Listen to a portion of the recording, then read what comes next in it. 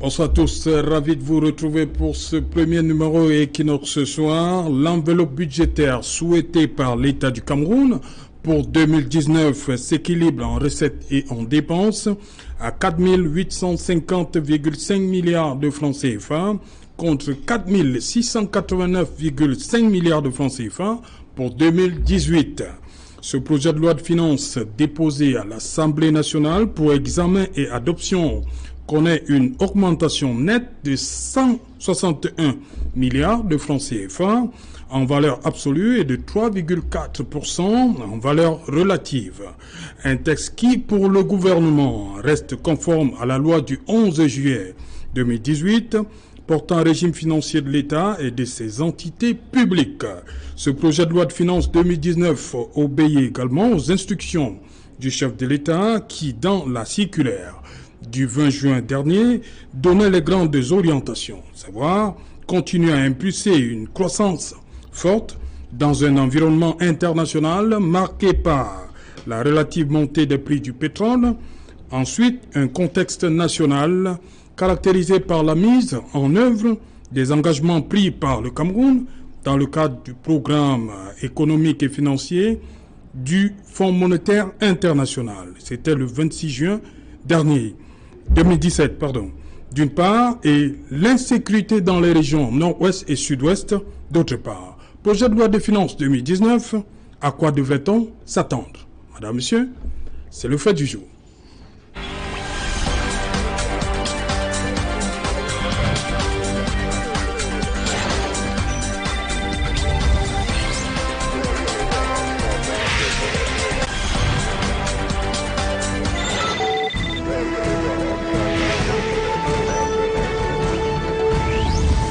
Projet de loi de finances 2019, à quoi devrait-on s'attendre? Pour en parler, je suis avec Albert Anatole Haïssi. Bonsoir. Bonsoir Serge Alain, bonsoir mes co-panélistes, bonsoir aux téléspectateurs de Equinox Télévision, bonsoir à tout le monde. Merci de m'avoir fait l'amitié de m'inviter ce soir sur ce plateau. Voilà, vous êtes journaliste, c'est bien cela? Tout à fait. Voilà. Sur ce plateau également, Fautine Zodjou. Bonsoir. Bonsoir Serge Alain, bonsoir mes co-panélistes ainsi qu'aux téléspectateurs d'Equinox Télévision. C'est un plaisir de démarrer ma semaine sur le plateau d'Equinox. Voilà, merci d'avoir répondu promptement à l'invitation.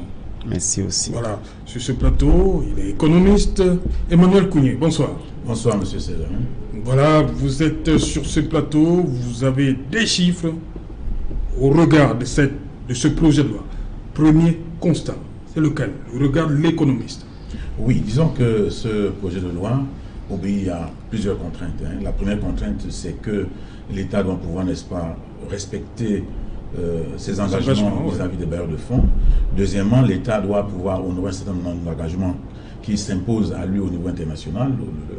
La Cannes, par exemple, que nous allons organiser d'ici quelques mois, il y a des travaux. Il faudrait que l'État puisse, n'est-ce pas, trouver des moyens pour pouvoir satisfaire aux besoins de cette opération. Et puis, la fameuse crise sécuritaire, les crises sécuritaires du Nord et surtout celle du Nord et Sud-Ouest qui posent beaucoup de problèmes à l'État et qui demandent de mettre beaucoup de moyens. Et tout cela sont les premières contraintes, mais également, l'État doit pouvoir, n'est-ce pas, voir dans quelle mesure relancer l'économie, terminer les projets structurants et puis rentrer, n'est-ce pas, dans les projets d'industrialisation qui constituent, n'est-ce pas, la deuxième génération de projets prévus par le document de stratégie pour la croissance et l'emploi.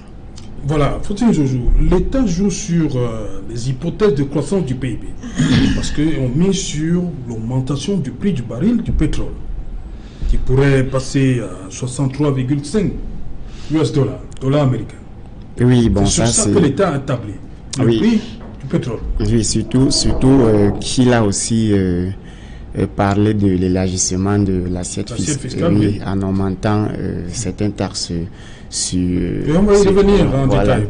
En parlant par exemple du pétrole, certes, le prix pourrait monter comme il pourrait également descendre parce que lorsqu'il va en baisse, il ne donne pas rendez-vous à un gouvernement.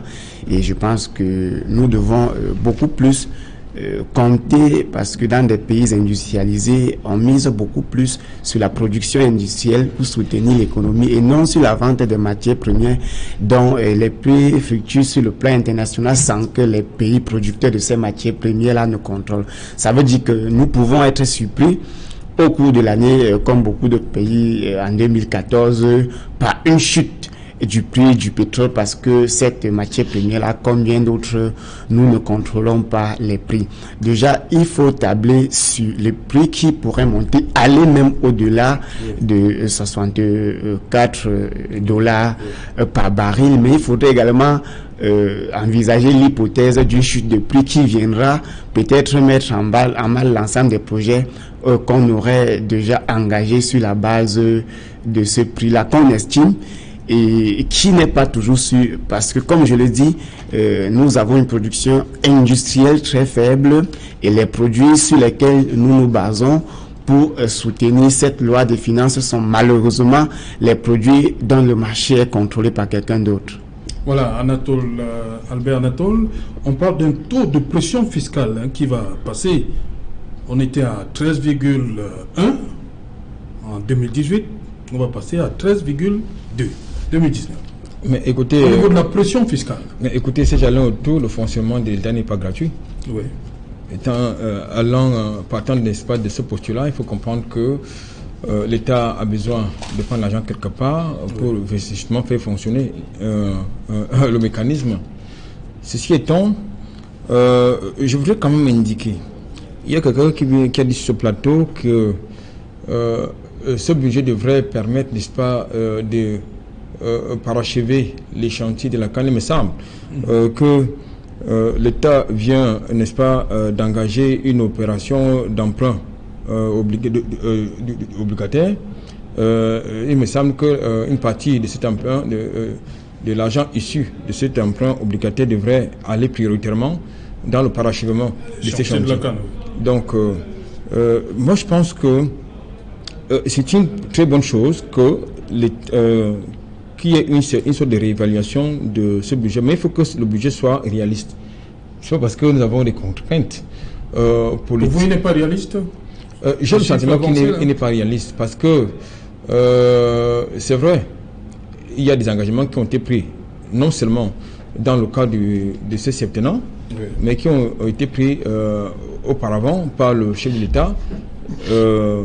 Par exemple, récemment, il y a eu le fameux dossier de recrutement de 2000 enseignants docteurs puis PhD. Oui. Il s'agit d'un dossier qui date de 2008. Donc, si ça revient sur la table, ça veut dire que peut-être l'État n'avait pas mis ça parmi ses priorités. Je pense donc que c'est, de mon point de vue, ce budget n'est pas réaliste. Deuxième chose, il ne faudrait pas que la pression fiscale s'exerce sur les Bayam Selam, les kiosquiers, en tout cas sur les opérateurs de l'informel, du secteur informel. Et je pense qu'il va falloir qu'on institue l'impôt, de mon point de vue, sur la fortune. Vous savez, il y a de très grosses fortunes dans ce pays qui ne paient pas normalement les impôts. Il faudrait, de mon point de vue, faire pression sur ces gens-là. L'ISF, vous voulez qu'on impose l'ISF? Absolument. Il faudrait que, justement qu'on fasse pression, non pas sur ceux qui n'en ont pas, il faut qu'on prenne tout le temps sur ceux qui n'en ont pas, pour donner à ceux qui en ont, parce que très souvent, ce budget ne sert qu'à régler les problèmes, j'allais dire des dépenses, de prestige. Deuxième chose, pour que ce budget soit définitivement et réellement réaliste, il faudrait que de manière visible que l'État puisse véritablement réduire son train de vie. Parce que lorsque nous constatons, dans les faits, l'État n'a pas toujours véritablement réduit son train de vie. Deuxième chose, il faudra véritablement que ceux qui ont volé la fortune publique puissent remettre cet argent, parce que cet argent peut aider à régler un certain nombre de problèmes au Cameroun. Il va donc falloir redéployer, j'allais dire relancer l'opération d'assainissement, n'est-ce pas, des finances publiques. Troisième chose, de mon point de vue, il serait intéressant que par rapport aux engagements que l'État a pris avec les bailleurs de fonds, qui sont l'antichambre de certains laboratoires occidentaux, vous le savez. Non, on va y revenir. J'aimerais que donc, vous permettez. Ouais, je veux que oui, je voulais donc dire que, oui. Dernière chose, il n'est pas tout à fait acceptable que l'État puisse faire pression sur le citoyen lambda. Nous avons la taxe foncière qui a été instituée depuis plusieurs années, oui, mais qui est l'implémentation qui est appliquée de manière discriminatoire. Oui. Il faudrait donc que cette taxe foncière puisse véritablement être appliquée. Oui. Ça peut permettre à l'État de pouvoir renflouer ses caisses. Okay. Dernière chose qu'il faut dire, il faudra qu'on puisse réduire les missions qui sont inutiles à l'étranger. Parce que ça coûte beaucoup. On peut mettre ça dans le train de vie de l'État. Absolument. Et maintenant, Albert Natola ici parle de qu'il faut, comme on vienne à imposer l'ISF. Il pense que c'est les pauvres qui payent la note, alors que les riches sont là, et il parle aussi de la réduction du train de vie de l'État. Pourquoi il conclut donc en disant que ce budget-ci, pour lui, ne semble pas réaliste? Oui, il faudrait, c'est tout à fait normal qu'on puisse penser à l'impôt sur la fortune. Et je crois que il faudrait également qu'on dise que l'État doit réduire son train de vie, mais il faudrait que des réformes soient faites. Bon, ça ne concerne peut-être pas ce budget, mais il faudrait, par exemple, que quand vous voyez, n'est-ce pas, le salaire des fonctionnaires à 900 et poussière de milliards, 930 milliards, vous avez certainement près de 600 milliards qui sont sur les bulletins de paye, mais il y a presque 30% qui sont redistribués, n'est-ce pas, pour les missions, pour les carburants, etc. Il faudrait que l'État voit dans quelle mesure cette portion de son budget relatif au personnel, qui bénéficie à moins de 20% du personnel de l'État, qu'on peut réduire tout cela, n'est-ce pas, pour que les fonctionnaires, soit on ne les réduit pas, on peut reporter ça dans les bulletins de paye pour augmenter les salaires de fonctionnaires et voir dans quelle mesure cela pourrait, n'est-ce pas, aider l'économie à se relancer par la consommation, pourquoi pas. Mais il y a des réformes, à faire. Mais je voudrais dire que s'agissant de ce budget particulier, de ce budget précis, la pression fiscale a été augmentée, mais il y a quelque chose qu'on doit pouvoir apprécier parce qu'on ne peut pas tout le temps, même quand c'est bien fait, dire que c'est pas bien fait. Moi, je pense.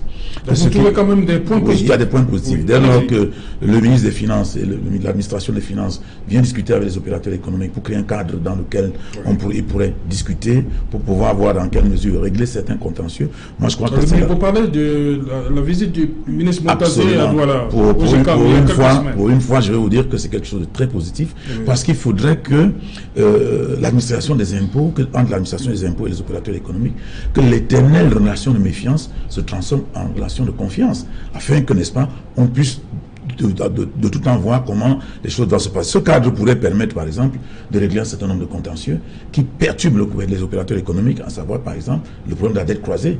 Vous avez des gens qui ont des crédits de TVA de 700 milliards, de 700 millions, et qui se trouvent en train d'être scellés pour 10-15 millions de francs. C'est-à-dire qu'il n'y a pas un endroit où on se met pour pouvoir discuter de comment gérer ces dettes croisées. Vous ne pouvez pas devoir à une personne 770 millions et puis venir sceller cette entreprise parce que l'agent des impôts qui arrive vous dit ça c'est notre problème, ça ne nous concerne pas, nous sommes venus pour que vous payiez votre tel impôt ou tel impôt, et vous dites l'État me doit tel montant, et vous dites de toute façon je ne suis pas concerné, moi j'ai ma fiche, il faudrait payer parce que si vous ne payez pas je vais appliquer une mesure de contrainte. Donc dans le cadre de cette concertation, on pourrait voir comment gérer de manière croisée cette dette-là, puisque ce que l'État a, c'est aussi une dette.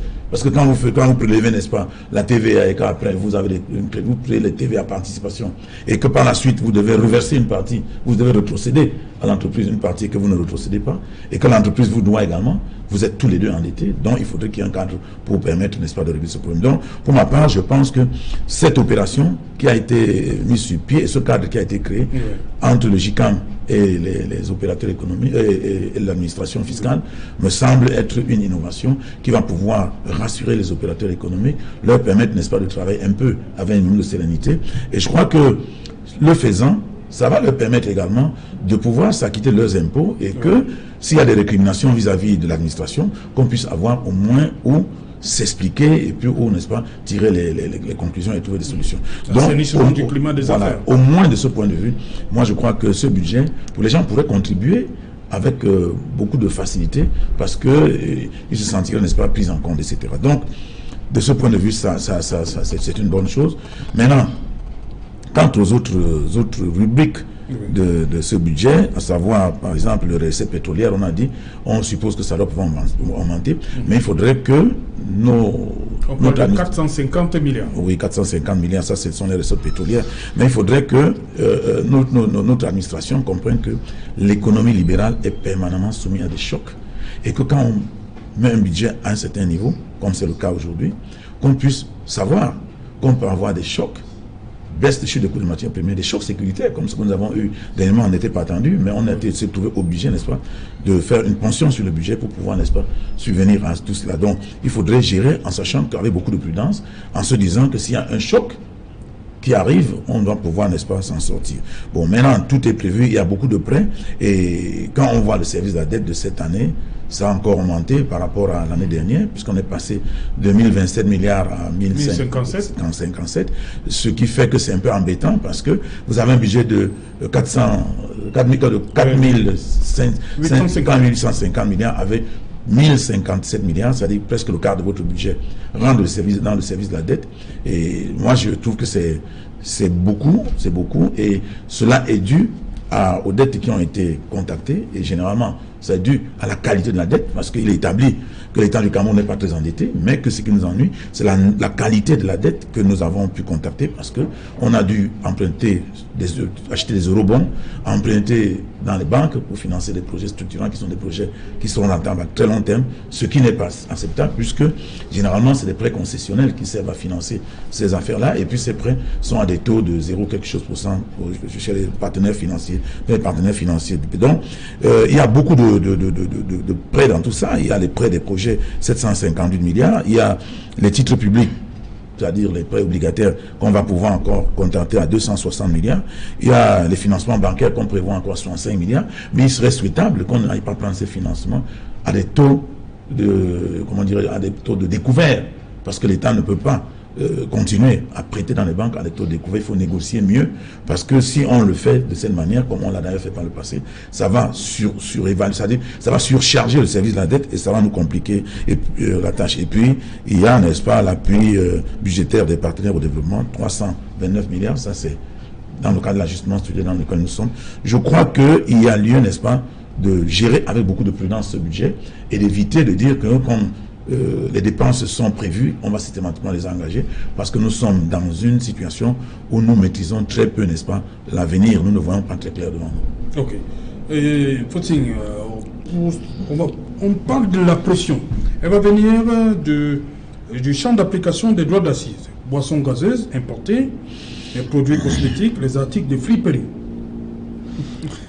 Bon, la pneumatique et les voitures. Oui, ça dit la pneumatique, la friperie, les boissons gazeuses, les produits de beauté et autres.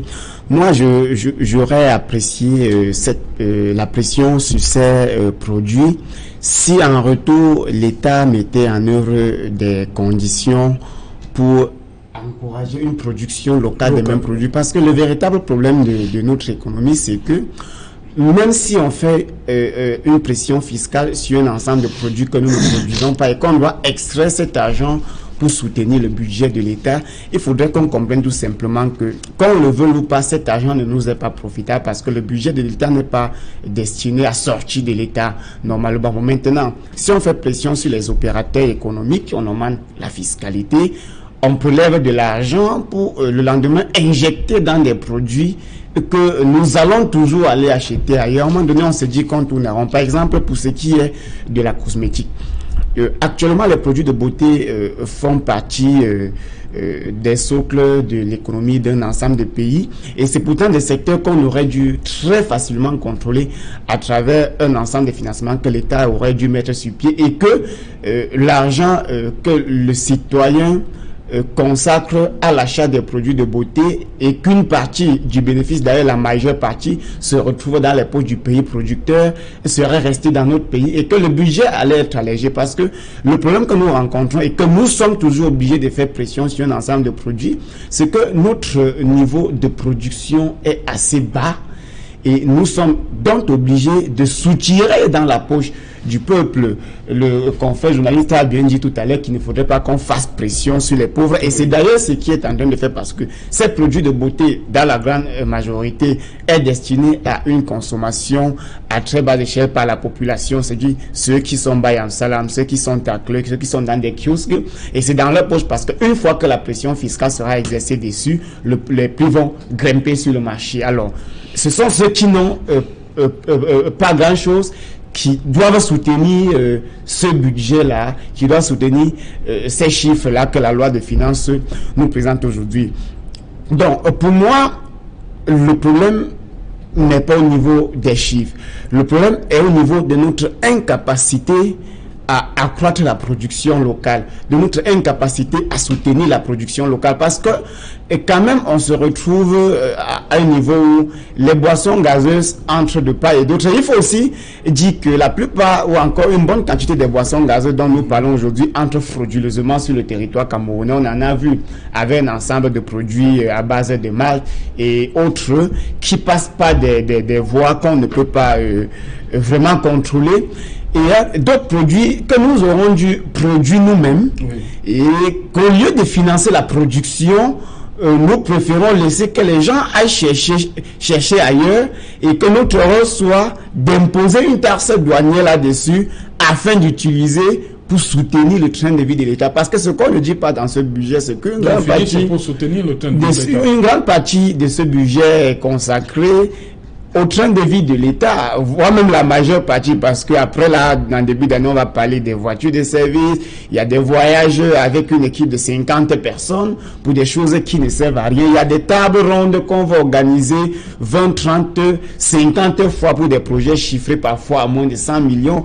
Vous voyez que nous tournons en rond et à la fin, celui qui paye le prix, c'est le pauvre. Parce que quand on parle de la loi des finances, malheureusement, ceux-mêmes qui vont sortir cet argent dans leur poche ne savent pas exactement de quoi il s'agit. Donc, j'aimerais leur parler en termes simples. Ce qu'on est en train de leur dire que dès le mois de janvier, janvier 2019, le prix des produits de beauté doit considérablement grimper sur le marché.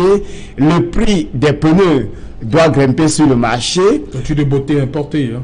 Les produits de beauté importés, mais il faut dire que près de 80% des produits de beauté que nous utilisons sont importés. Et même lorsque ces produits importés doivent grimper, même la production locale, parce que nous sommes dans un système économique où il y a beaucoup de roubladis, et la production locale ou encore les producteurs locaux doivent grimper aussi les prix parce qu'il n'y a quasiment pas quelqu'un sur le marché pour contrôler les prix des boissons gazeuses importées. Donc, contre Gemma doit grimper sur le marché. Donc, ce prix qui doit grimper ou ces prix qui doivent grimper là doivent avoir un impact direct sur le citoyen lambda qui, lui, attend plutôt de l'État les conditions favorables à la production locale afin que les prix soient quasiment contrôlés par les Camerounais.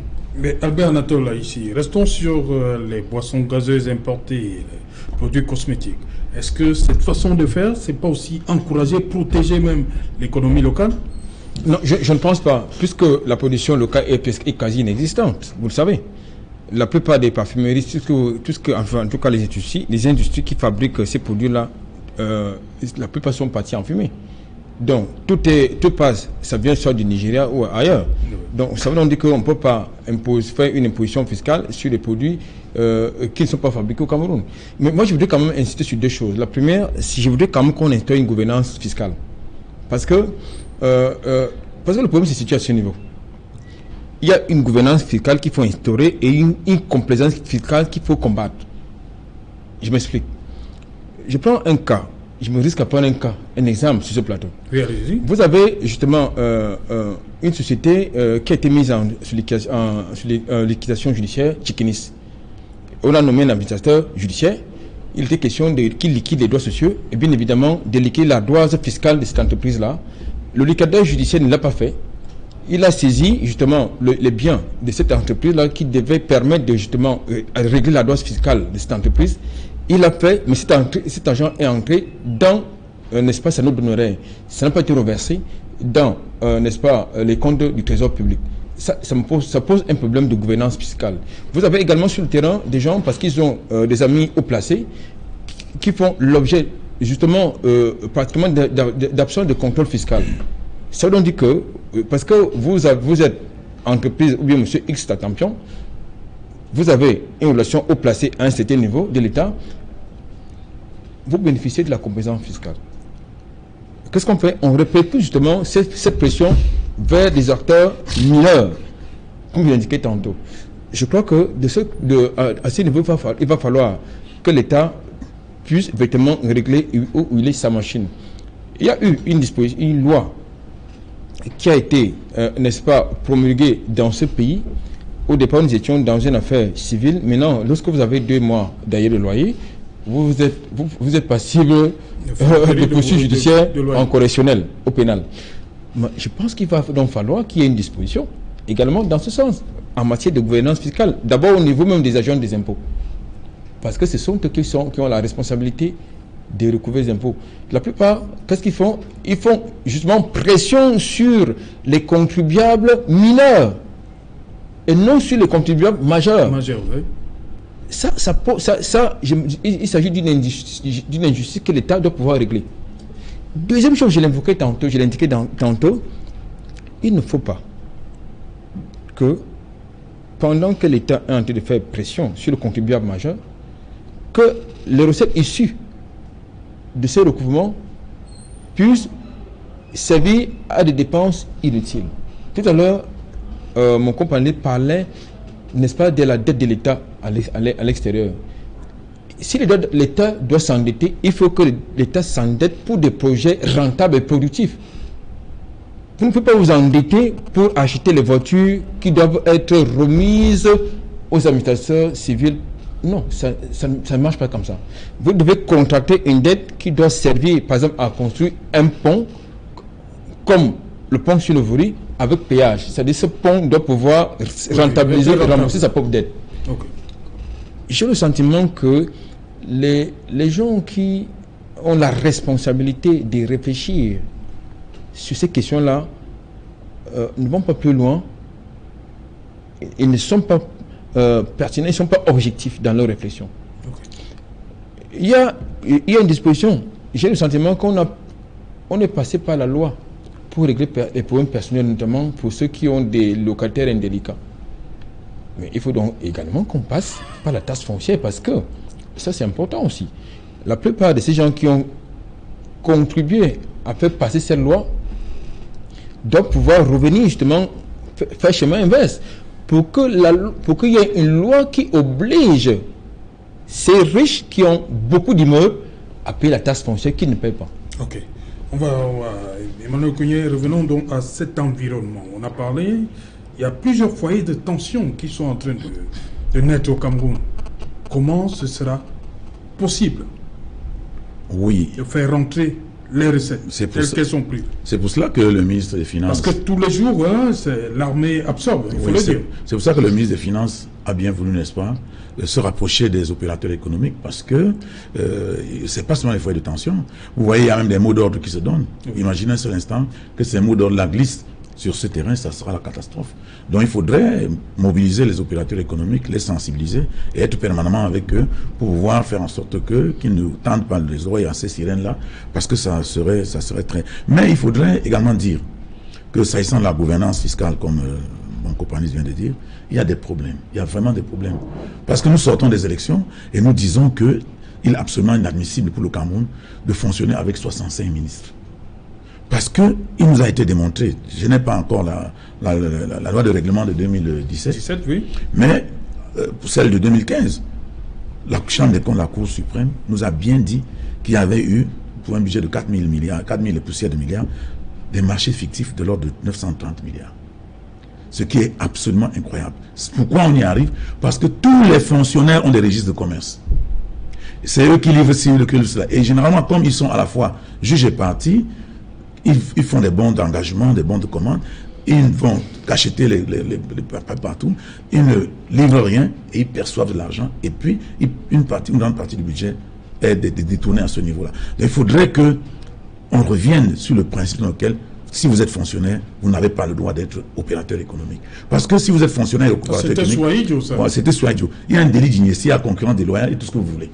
Et ça fait qu'il y a une perdition de recettes énorme. Donc il faudrait qu'on en arrive là, parce que quand on regarde où est-ce que les recettes disparaissent, déjà à ce niveau, les marchés fictifs constituent un grave problème au Cameroun, parce que ça prend une très grande partie. Il y a des gens qui ont leur entrée dans le sac, qui élisent domicile dans les ministères. Pourquoi ça peut s'arrêter? Parce qu'il y a des prête-noms, hein. Il y a des gens qui ne connaissent pas forcément leur nom. Il faut qu'il y ait une loi. Oui. Qui fait en sorte que ce soit interdit. Bon, si vous utilisez le prête-nom, si on peut établir la relation entre ce prête-nom et vous, alors on va vous considérer que vous avez trompé l'État, et puis on vous frappe. Donc, de ce point de vue, il faudrait que l'État au moins l'interdise, parce que même si l'État l'interdit et que les gens utilisent le prête-nom, quand vous utilisez un prête-nom et vous donnez un marché à quelqu'un et que la personne doit avoir 5 millions, et vous pensez que des 5 millions, vous allez en gagner 3 millions, elle peut ne pas être capable de vous donner 3 millions. Parce que ça va chez quelqu'un, dans tous les cas, vous n'êtes pas sûr. Et ça va même décourager. Et puis même si tel le cas, on aura au moins 50%, n'est-ce pas, de ce type de pratiques qui vont disparaître et qui vont amener, n'est-ce pas, l'État à retrouver un peu la sérénité dans ce domaine. Nous, on parlait tout à l'heure des produits qui seront surtaxés. Moi, je crois que cette surtaxation doit s'étendre aux produits de luxe systématiquement. Parce que si les produits de luxe sont surtaxés, ça va certainement, on peut arriver à, comment je peux dire ça, on peut arriver, n'est-ce pas, à développer des produits de substitution. Vous avez vu les produits de les friperies, si les friperies sont taxées, bon, si ça peut nous ramener vers les tailleurs locaux, ça va certainement permettre de créer des emplois, etc. Et puis, ça va permettre... C'est l'objectif visé à travers ça? On peut arriver à cela. Donc, je ne suis pas contre... C'est un début. Je ne suis pas contre cela. Mais qu'on le fasse de manière beaucoup plus intelligente et qu'on cible bien les produits qui vont être surtaxés et qu'on arrive à faire la publicité, des produits locaux. Parce que, vous voyez, les produits alimentaires qui viennent de l'étranger font l'objet de publicité à la télé, à la radio et tout. Mais nos diététiciens ne nous ont jamais dit quelles sont les vertus du manioc. Qu'est-ce qu'on tire si on mange de macabo? Qu'est-ce qu'on en profite mieux? Le manioc même, on le mange sous forme de tapioca, sous forme de bâton de manioc, sous forme de couscous de manioc, etc. Il y a certainement des vertus. Il faut que les diététiciens nous disent qu'est-ce qui est plus intéressant de manger le couscous que de manger, n'est-ce pas, je ne sais pas, le pain, par exemple. Et si cela peut permettre, n'est-ce pas, que ces produits locaux soient valorisés, pourquoi pas? Voilà. Donc il faudrait qu'on aille un peu dans ce sens et qu'on comprenne que si on taxe des produits de luxe, forcément, la réaction première du consommateur, c'est comment faire pour trouver des produits de substitution. Okay. Et si les produits de substitution peuvent être des produits locaux, ça peut permettre, n'est-ce pas, de réchauffer notre tissu économique, etc. Et il faut le faire parce que l'État lui-même n'accepte pas. Le cabinet de commande de l'État est orienté vers l'extérieur. Vous allez voir que les PME ont, dernièrement, c'était 560 milliards de dettes. Et le chef de l'État a dit, lors de son discours, je crois que c'était en début 2018, que l'État devait s'atteler à payer les dettes des PME. Mais après 3 mois, on ne nous a pas de l'audit. Après l'audit, on a sorti 13 milliards. Et puis après les 13 milliards, on n'a pas de 30 milliards et plus rien. Alors qu'il était question de le faire pour pouvoir, n'est-ce pas, permettre à ces PME-là. Si ce sont des PME qui ont réellement travaillé, parce que là-dedans, il y a des marchés fictifs, et c'est pour ça qu'il y a eu l'audit. Mais il faudrait qu'on arrive, n'est-ce pas, que l'État arrive à orienter ses carnets de commandes prioritairement vers les petites et moyennes entreprises pour permettre à ces petites et moyennes entreprises de travailler, parce que quand on oriente vers l'extérieur, ça entraîne des commissions, tout ce que vous pouvez imaginer, et ça fragilise, n'est-ce pas, notre économie. Donc, il y a beaucoup de choses à faire pour pouvoir, n'est-ce pas, permettre qu'on puisse avoir un budget équilibré, un budget, n'est-ce pas, qui puisse nous permettre d'espérer à grand-chose. Et faut-il, on reviendra à ce que je disais, sur taxé, peut-être pour booster, encourager l'économie locale. J'aimerais que vous nous disiez pourquoi, pour vous, on surtaxe les véhicules d'occasion. Qu'est-ce que l'État vise? Bon, surtaxer les véhicules d'occasion, peut-être l'État vise à réduire le taux, parce que si nous étions des environnementalistes, on serait en train de réduire le taux d'émission du gaz à effet de serre. Oui. Mais malheureusement, parce qu'avant même de répondre à votre question, j'aimerais revenir sur oui, parce que quand il parle, c'est tellement bien d'écouter et nous aimerions que les choses vont comme ça. Mais sauf que nous ne sommes pas dans un projet sérieux. Parce que ce qu'il dit, c'est ce qui se fait dans un environnement normal. Vous voyez, on parle des PME. Voilà une banque qu'on avait créée pour les PME qui de temps en temps doit être relevée comme un handicapé. Et que si nous étions dans un environnement normal, on aurait dû se poser la question de savoir où va cet argent qui sort de là tous les temps et ne retourne pas. Et si nous étions peut-être dans un environnement plus sérieux, avec des leaders qui comprennent quelque chose de l'économie, on allait oublier la banque des PME et parler d'un fonds d'investissement pour les PME. Là, ça allait réduire d'abord le nombre de personnel de cette banque-là, ou encore le fonds allait réduire le nombre de personnel et les crédits seraient donnés d'une autre façon. Bon, maintenant, augmenter les taxes sur les véhicules, nous ne sommes pas des environnementalistes, nous savons comment notre environnement est pollué, donc il n'y a aucune politique environnementale qui est envisagée là. Il s'agit tout simplement peut-être de favoriser l'importation des véhicules plus neufs et qui aussi subissent une taxe douanière un peu plus élevée. Mais on aurait dû, au lieu de nous atteler sur la surtaxation des produits importés, financer plutôt la production interne. Parce que ce n'est que par là qu'une économie se développe. Vous allez être surpris de constater qu'un ministre des Finances s'assoit sur une chaise achetée en Chine et en Allemagne et parle de l'économie. C'est le plus grand paradoxe qui puisse arriver à un peuple. Comme ministère de l'économie, les meubles sont importés, tout est importé là où on parle économie. Ça veut dire que les gens parlent soit des choses qu'ils ne connaissent pas ou qu'ils ne comprennent pas, soit ils sont tellement dotés d'une mauvaise foi et ne veulent absolument rien faire. Parce que quand même là où on parle économie, vous voyez au ministère de la Forêt, nos menuisiers qui ont pourtant fait des grandes écoles de menuiserie de ce pays n'ont pas de marché parce qu'on achète tout. Il y a une petite production locale. On importe tout, vous voulez dire? On achète... On importe tout. Vous regardez la dernière fois, on a failli subir la dévaluation du franc CFA. Et quand tu demandes les raisons, on dit que nous avons utilisé près de 70% de nos devises pour importer les denrées alimentaires. Et que j'aimerais parler en termes plus simples pour que ma grand-mère comprenne. Ça dit qu'on a utilisé l'argent du pétrole, de l'or et du diamant pour acheter la nourriture. Voilà. Il faudrait que les gens comprennent qu'on vend de l'or, le pétrole et le diamant pour acheter la nourriture dans des pays déposés sur la mer et englobés par des forêts. Ça veut tout simplement dire que lorsqu'on parle économie chez nous, je me dis qu'on fait de la comédie. Parce que c'est aussi simple que ça. Le confrère évoque un problème des publicités des marques locales, des produits locaux. Vous allez constater comment la publicité est organisée chez nous. D'abord, les chaînes de télévision qui font cette publicité ont aussi besoin des financements pour soutenir leur projet. Donc, doivent prendre celui qui offre le plus. Mais vous ne pouvez pas donc expliquer que le gouvernement d'une nation qui a pourtant des objectifs économiques organise un forum et que l'eau que les forumistes doivent consommer soit une eau fabriquée à l'étranger ou par des entreprises étrangères installées sur votre sol. Vous ne pouvez pas expliquer que les ministères, que l'État, que le gouvernement, même dans des produits les plus simples... investir au Cameroun? Oui, ça dit que... Est-ce que dans un pays sérieux, on appelle les investisseurs? Et dans un pays sérieux, on n'appelle pas les investisseurs. Les investisseurs sont eux-mêmes à la quête des marchés favorables. Ça veut dire que si l'environnement des affaires est assaini, est favorable, vous n'avez pas besoin d'appeler les investisseurs parce qu'ils ont de l'argent à investir et cherchent des nations où ils sont sûrs de rentrer dans leur investissement et que sur la démarche dans leur investissement, ils ne vont pas rencontrer la corruption. Donc vous n'avez pas besoin de faire connaître votre produit?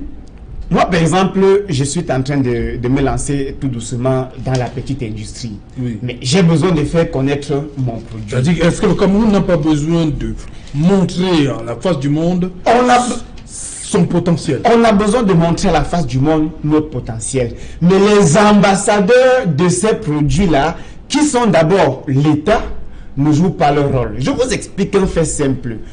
La première chose qui fait la consommation, c'est la mentalité du consommateur. Ce n'est pas seulement une question de publicité. Il y a d'abord la mentalité du consommateur. Quand le consommateur est vaincu par un produit, il faut utiliser des stratégies pour déconstruire ces a priori-là, afin d'installer un nouveau logiciel qui doit accepter les produits locaux. Alors, si par exemple, monsieur le ministre, et monsieur le footballeur Samuel Eto'o, monsieur le président de la République, lors d'une sortie officielle, consomme une bouteille d'eau fabriquée par un entrepreneur local, je vous assure que le lendemain matin, toute la population s'intéresserait à cette eau-là. Mais lorsqu'on organise des forums, des colloques, lorsque dans des bureaux de l'administration, nous constatons que les produits importés et que nous savons que ces administrateurs-là sont ceux que nous prenons dans la plupart des temps comme modèle, comment voulez-vous alors qu'on parle économie dans un tel environnement lorsque ceux qui sont chargés de faire la promotion du Made in Cameroun ne font pas leur boulot?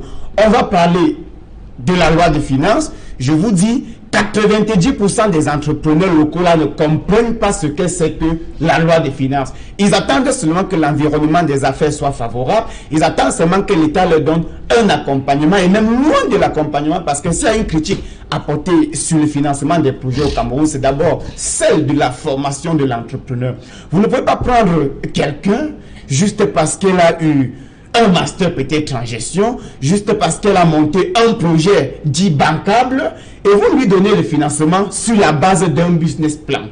Dans des pays sérieux, l'argent destiné à l'investissement, au soutien de l'entrepreneuriat, n'est pas remis à ceux qui portent des projets écrits dans des papiers.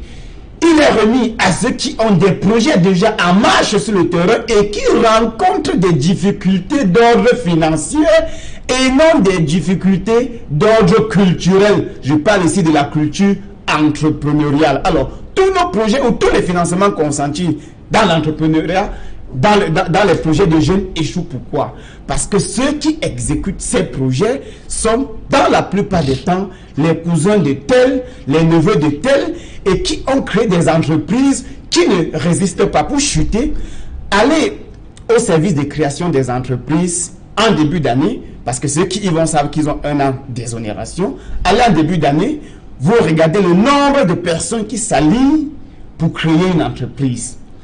Rendez-vous l'année qui suit au service de fiscalité et renseignez-vous sur le nombre de personnes qui est venu payer les impôts après la création de ces entreprises, et rendez-vous pour chuter au service des marchés publics pour demander le nombre d'entreprises qui ont gagné les marchés publics et qui sont allées payer les impôts par la suite. Quand vous allez pouvoir faire ce tracement, vous allez comprendre que la loi des finances, certes, mais cet argent est destiné à s'évaporer comme ça, sans toutefois soutenir l'économie. Voilà. Albert Natola ici, cet argent ne va pas soutenir l'économie camerounaise? Je voudrais, à votre décharge, je voudrais quand même ajouter une chose. Oui. C'est que parmi les produits qui vont subir la taxation fiscale, il y a le téléphone. Hein. Oui. Il faut le préciser. Numérique, ouais. Voilà, il y a le téléphone. Ça veut dire que désormais, le choron que vous avez l'habitude d'acheter à 30 000 francs, ça va vous revenir à 70 000. Hein. Donc, écoutez, pour redevenir sérieux, je pense qu'on devrait taxer, notamment, ces produits, les pailles qui sont importées, qui viennent du Bénin, du Nigeria. Absolument. C'est important. Ça va, écoutez, Sikam est en train de mourir de sa belle mort. Nous avons un candidat de la dernière élection présidentielle qui a fait fabriquer tous ces gadgets de campagne en Chine. Ces gadgets de campagne pouvaient se faire fabriquer à la Sikam. Ça leur permet à Sikam de se relever. C'est de ça qu'il s'agit. Il va falloir taxer davantage, n'est-ce pas, la cigarette. Nous avons au Cameroun des projets dans cette filière. Mais pourquoi est-ce qu'on ne devait pas taxer cette filière-là? Pourquoi on devait taxer l'importation des costumes, des chaussures, de marque? On devait taxer, n'est-ce pas, mon copanaliste parlait tout tantôt des fauteuils qui sont importés. Alors que nous avons du bois qui est produit localement, mais qui sort tous les jours, qui va à l'extérieur, et c'est la sciure qu'on vient de revendre. Non, écoutez, je pense que lorsqu'on parle d'économie, il faut qu'on soit sérieux pour un pays qui aspire à l'émergence. Je ne parle pas que de l'émergence politique, mais je parle de l'émergence dans les faits. Ça, c'est important. Je suis certain, tout à l'heure, je l'ai dit à l'entame de cette émission, je disais que ce budget, de mon point de vue, n'est pas réaliste. Il n'est pas réaliste parce qu'il y a deux mécanismes qu'il faut mettre en place. Le premier mécanisme étant la gouvernance au sens simple du terme, parce que vous ne pouvez pas, même si on arrive à collecter, parce que le budget, ce n'est pas encore de l'argent, il s'agit des prévisions. Il s'agit d'un budget, c'est des prévisions. Ça veut dire que si on arrive, le Cameroun arrive à collecter 4800 et poussières de milliards, cet argent, est-ce que cet argent va conduire, va permettre d'investir, ou bien ça va plutôt aller dans les dépenses de fonctionnement? Parce qu'il s'agit de ça. Parce que est-ce que ce budget va permettre de faire fonctionner l'État, c'est-à-dire dans ces dépenses de prestige, ou bien ça va booster l'économie, c'est-à-dire aller dans les domaines productifs, dans l'investissement? Parce que c'est à cela que ça doit servir cet argent. Deuxième chose, nous devons aller, justement, comme je l'indiquais, dans l'entame de cette émission également, nous devons aller au niveau de l'accélération ou de l'accentuation, n'est-ce pas, de la lutte contre les détournements de deniers publics. Il y a beaucoup de Camerounais qui sont riches en milliards. Cet argent n'est pas investi au Cameroun, c'est investi ailleurs. Nous devons aller dans la gouvernance fiscale parce qu'il y a beaucoup de déperditions de recettes de ce côté-là. Ça, c'est important de le souligner également. Et il va falloir mettre en marche des mécanismes de contrôle de ceux qui ont la responsabilité de recouvrer cet argent. Vous savez quand même comment ça se passe sur le terrain. Vous avez quelqu'un, un contribuable qui doit par exemple 40 millions à l'État. Bon, il fait ami avec des inspecteurs des impôts. Il donne pratiquement la moitié, puis le reste, ça se balade dans la nature. Bon, je pense qu'il va falloir également aller dans sur cette... Est-ce qu'il résout le problème? Absolument. Pardon? Est-ce qu'il résout le problème? Je pense que l'État a les moyens. Je pense que l'État a les moyens de mettre... reste, hein? Non, l'État a les moyens de pouvoir régler cette question. Il y a des présenteurs. Il y a le nouveau ministre des enseignements secondaires qui a mis en place un mécanisme de contrôle des deniers publics. Oui. C'est vrai, il y a des présenteurs, mais ça met quand même, ça sécurise un peu l'argent destiné, l'argent que les parents d'élèves reversent à l'État en matière d'éducation. Je pense qu'on devrait également expérimenter la même chose, c'est-à-dire que c'est vrai, c'est lui qui est arrivé, il a essayé de faire comme il peut, c'est-à-dire que désormais on ne remet plus l'argent, n'est-ce pas, le contribuable ne remet plus l'argent à l'inspecteur, à l'agent des impôts qui arrive, il dépose dans un compte et puis le reste ça se gère autrement. Mais les Camerounais sont très ingénieux. Okay. Il va donc falloir mettre en place des mécanismes de contrôle et d'audit, parce qu'il faut aussi qu'on apprenne à auditer nos services publics. Ok. Emmanuel Kounié, dans la priorité des priorités par rapport à cette loi des finances 2019, il y a l'accélération, le président le dit tout le temps dans ses discours, accélération du processus de décentralisation. À travers l'ordonnance du 4 juin 2018, le budget va passer de 11 milliards à quelque chose comme 45 milliards pour 2019. Ah oui, monsieur Outoumé, ce terrain-là est tellement glissant parce que la décentralisation. Voilà, non, ça c'est justement, les gens ne vont pas croire à ça. Moi, je crois que j'ai travaillé, j'ai été le premier responsable de la tutelle des communes dans la ville de Douala en 1985. Oui. Donc j'en sais quelque chose. Je crois que ceux qui nous gouvernent ne peuvent pas faire la décentralisation. Je crois que c'est des petits mots. C'est pessimiste. Non, je suis presque certain qu'il n'y aura pas de décentralisation. La décentralisation suppose qu'on transfère à la périphérie, à la base, des moyens et puis des prérogatives, c'est-à-dire des compétences et les moyens qui suivent. Les gens luttent partout, il y a des élections, ils font des choses inimaginables pour pouvoir démontrer au chef de l'État qu'ils ont fait gagner. Et ils doivent être récompensés. Vous ne pouvez pas les mettre au ministère et commencer à dire que on va décentraliser. Si on a envie de décentraliser, la première réaction, c'est de mettre fin à ce qu'on appelle les délégués de gouvernement. Ça ne sert à rien de nous. On met fin aux délégués de gouvernement et on fait en sorte que les maires soient les maires élus et non nommés. Parce que celui qui est nommé répond devant celui qui l'a nommé. Alors quand vous nommez déjà les maires, vous dites que vous faites la décentralisation, c'est toujours la centralisation. L'existence même seulement du délégué de gouvernement est une entorse à la décentralisation. Enfin, c'est la négation même de la décentralisation. Donc, il ne faut pas laisser les délégués de gouvernement et continuer à décentraliser. Parce que les peuples les populations ne se reconnaissent pas à travers ces gens-là, qui sont désignés par l'autorité centrale. On les appelle des super-maires. Des super-maires. Alors, les maires nommés. Alors, dès que vous avez les maires nommés, il faut cesser de nous parler de la décentralisation, parce que tout cela, c'est pour gagner du temps. Et on n'a pas de la décentralisation depuis 1996. Nous en avons... on est maintenant en train de dire qu'on va y arriver. Non, je crois que... Le ministre a été nommé le 2 mars. Si on veut décentraliser, qu'on décentralise. Mais je crois que ça ne peut pas être pris en compte pour ma part. Je considère cela comme des discours et la rhétorique habituelle, hein, parce que ça fait 22-23 ans que nous écoutons ce discours-là. Nous ne pouvons pas continuer à écouter et puis être attentifs à cela. Mais ce que je voulais dire de ce qui a été dit tout à l'heure, c'est que on a parlé de la banque de PME. Mon jeune de Copanis a parlé de la banque des PME. Oui. Vous ne pouvez pas créer une banque pour les PME et ramasser les fonctionnaires pour les mettre dedans. Cette banque a été créée, on a mis 10 milliards. Les fonctionnaires ont pris 5 milliards pour s'installer. C'est-à-dire, et puis, après avoir fait les installations avec les 5 000 milliards, les 5 milliards qui restaient ont été distribués sous forme de crédit. Je voudrais vous signaler que j'ai discuté avec les responsables de banques qui nous disent que ces responsables ont des créances énormes au sein de leur banque, qui plombent même le passif de la banque, tout simplement parce que ils financent des projets de l'État, c'est-à-dire les gens ont des marchés, ils viennent, la banque leur donne des avances de trésorerie avec des cautions qui sont signées dans les ministères, mais au moment de payer les factures, ces factures sont payées ailleurs. Okay. C'est-à-dire qu'ils corrompent même au ministère pour qu'on paye ailleurs, et le banquier reste avec la garantie, avec le prêt effectué, et il ne peut pas voir.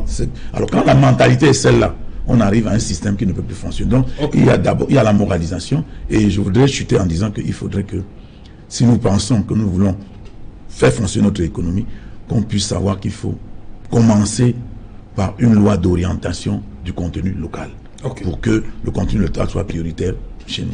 Ok, merci. Bonsoir Cédric Nouffelet. Bonsoir Serge Alain, bonsoir à vos invités. Voilà, le 20h, c'est dans quelques minutes, 2 ou 3 éléments qui vont faire ce 20h que vous allez présenter pour nous. Ce soir, nous parlerons de ce projet de loi de finances 2019 qui fixe le budget du Cameroun à environ 4 850 milliards de francs CFA. Et pour mobiliser les recettes non pétrolières, le gouvernement prévoit de taxer plusieurs secteurs d'activité, notamment la friperie, les véhicules importés, les produits cosmétiques, mais aussi certaines boissons gazeuses importées. Nous en parlerons dans le journal de 20h. Nous évoquerons également l'ampleur des crimes économiques qui inquiètent le gouvernement et l'ANIF, l'Agence nationale d'investigation financière, qui déplore les risques élevés de flux financiers illicites au Cameroun. Où en est-on avec l'évaluation du dispositif de lutte contre ces blanchiments d'argent et d'autres crimes économiques? La réponse est à suivre à 20h. Et dans le chapitre politique du journal, vous suivrez la dernière nouvelle concernant la conférence générale anglophone. Elle vient d'être annulée. Et pour cause, il n'y a pas eu une autorisation légale accordée aux organisateurs de cette conférence générale anglophone prévue initialement les 21 et 22 novembre 2018. Dans ce journal, le communiqué officiel des organisateurs de cette conférence et les causes de ce deuxième renvoi à une date jusqu'ici inconnue pour cette conférence anglophone. Serge Alain.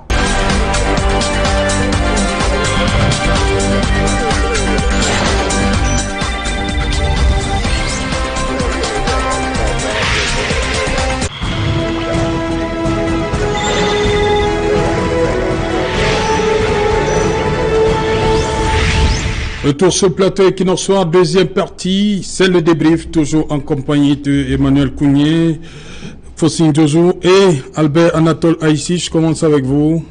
Conférence générale anglophone, trop de présenteurs. On a vu le maire Patrick Ekema qui n'est pas pour. Les menaces même qui venaient du côté des séparatistes qui, on l'a vu la semaine dernière, ont poussé Simon Mouzou à remettre son tablier.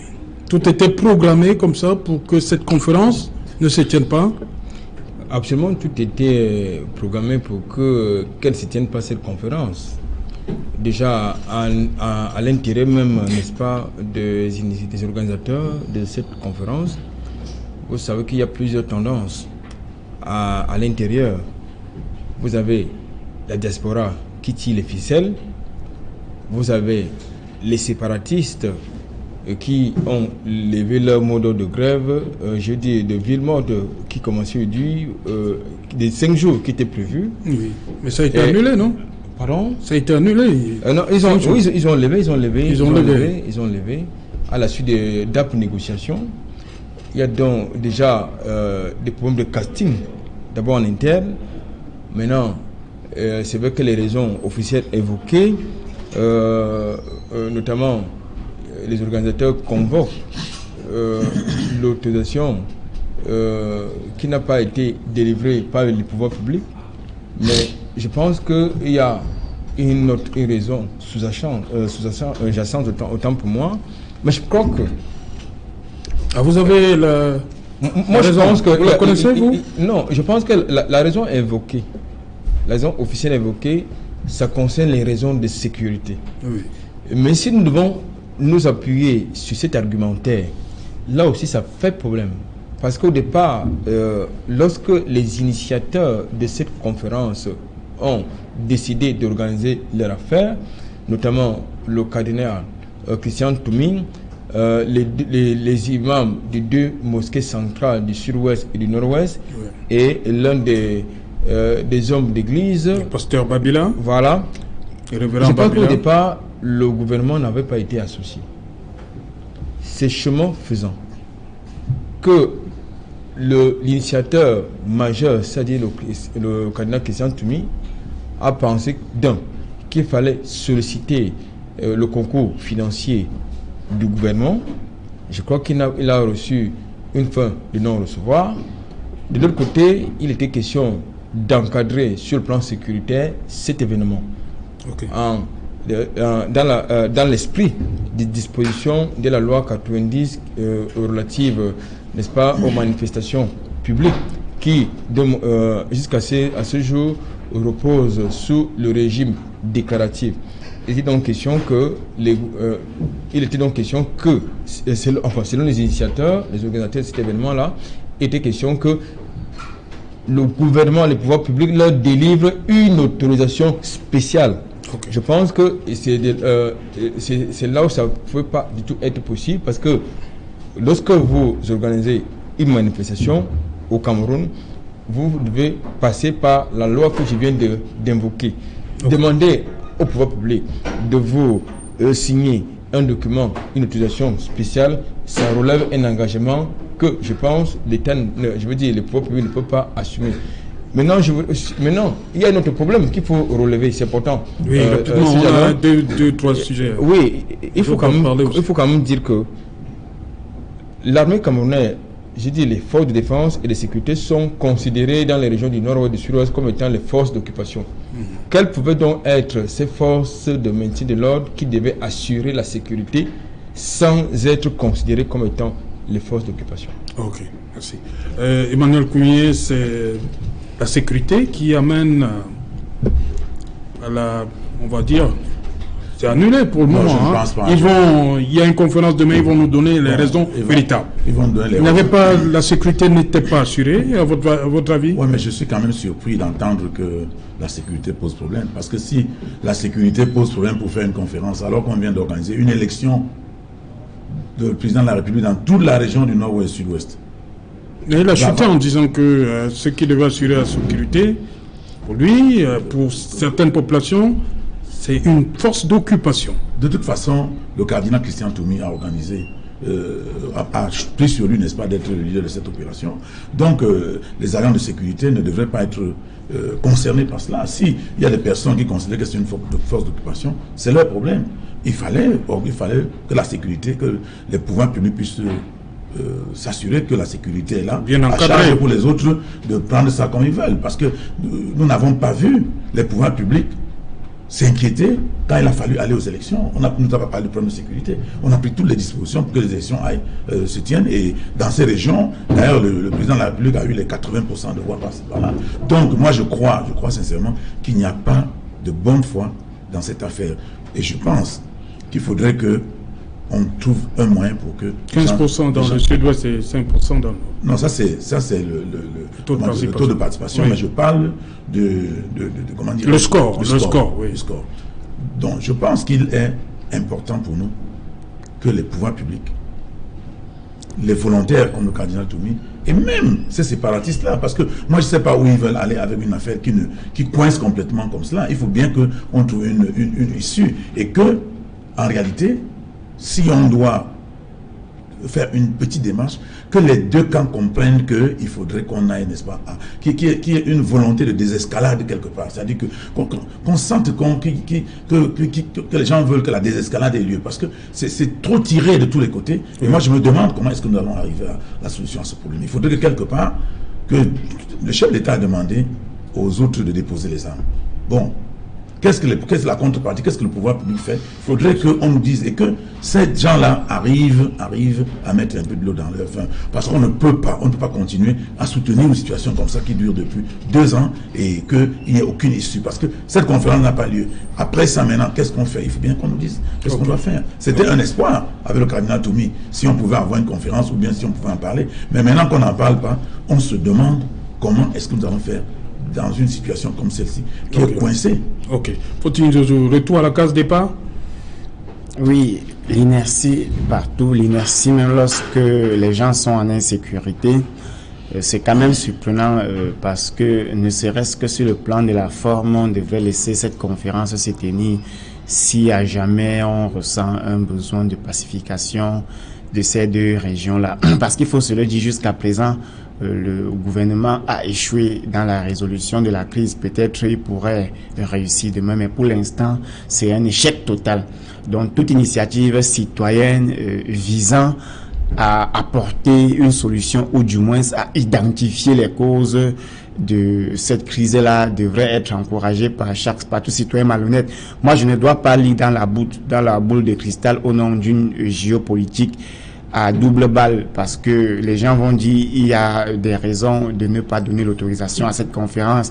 La ville de Buea n'a pas un véritable problème de sécurité comme d'autres villages dans le sud-ouest et dans le nord-ouest, et même si l'armée est considérée comme une force d'occupation, il faut quand même dire que cette même armée a pu sécuriser les élections et que le parti au pouvoir a remporté avec un score, je dirais, soviétique écrasant. Donc, du coup, le refus de cette conférence, pour moi, s'avère comme de l'inertie ou comme un refus total à questionner le problème de la crise anglophone, parce qu'on pense du moins qu'il faut résoudre par tous les moyens avec les armes, ça veut dire avec la force. Ok, bonsoir Sylvestre Politando. Bonsoir Serge.